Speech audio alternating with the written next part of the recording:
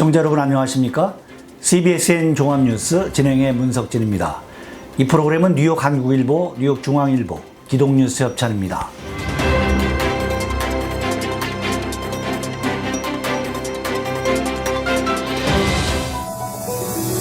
프라미스 교회가 8월 30일 임직 감사 예배를 드리고 장로 11명, 협동장로 4명, 권사 71명, 안수집사 33명 등 총 119명의 일꾼을 세웠습니다.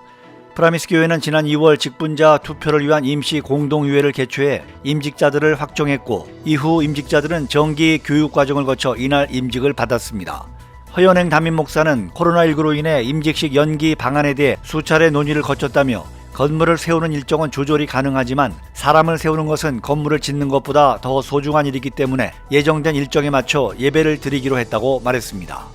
이날 설교를 맡은 리처드슨 목사는 요한계시록 3장 1절을 인용한 하나님의 집을 세우는 기둥들이라는 제목의 설교를 통해 교회와 운명을 함께하는 빛나고 든든한 기둥의 사명을 감당해 줄 것을 임직자들에게 전했습니다.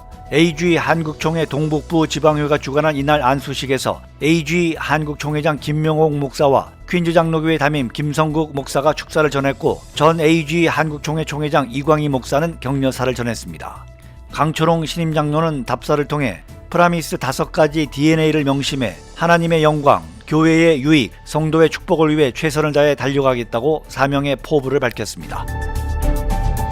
뉴욕시의 초중고 공립학교들의 대면 수업 시작일이 당초 오는 10일에서 21일로 전격 연기됐습니다. 또 10월 1일부터 학교에 등교하는 교사와 학생들을 무작위로 선정해 의무적으로 코로나19 검사를 받기로 했습니다. 드블라지오 뉴욕시장은 1일 코로나19 브리핑에서 뉴욕시 교사노조 UFT와 뉴욕시 교장 노조 지도부 등과 공동 기자회견을 열고 이 같은 내용을 골자로 하는 합의 내용을 발표했습니다.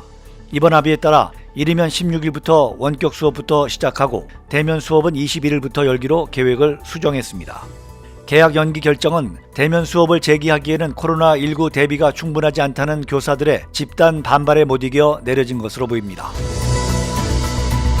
뉴저지주가 6개월 만에 식당들의 실내 영업을 허용합니다. 필 머피 주지사는 8월 31일 오는 4일부터 제한적으로 이를 허용하기로 결정했다고 밝혔습니다. 실내 영업 허용 조치는 결혼식과 연회장 등과 같은 시설에도 동일하게 적용됩니다.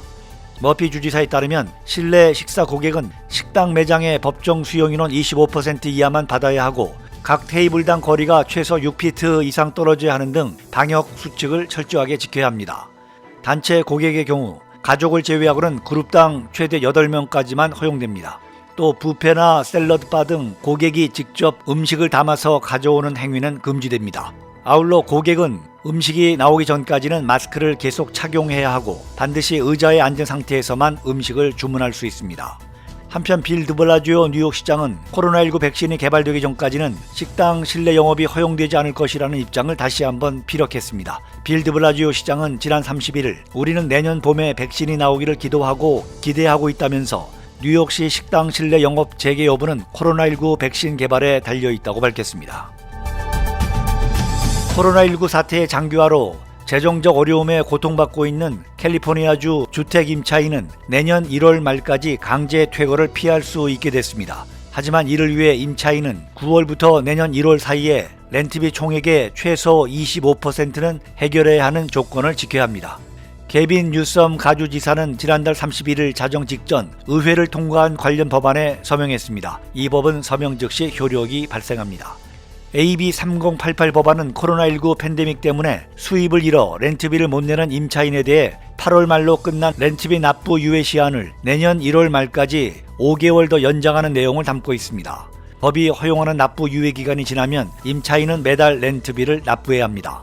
법안은 또 임대인은 임차인에게 코로나19 사태 때문에 수입을 잃었다는 사실을 증명할 수 있도록 15일의 시간 여유를 줘야 한다고 밝히고 있습니다. 임차인은 만약 제출된 내용이 사실이 아닐 경우 위중죄로 처벌될 수 있습니다.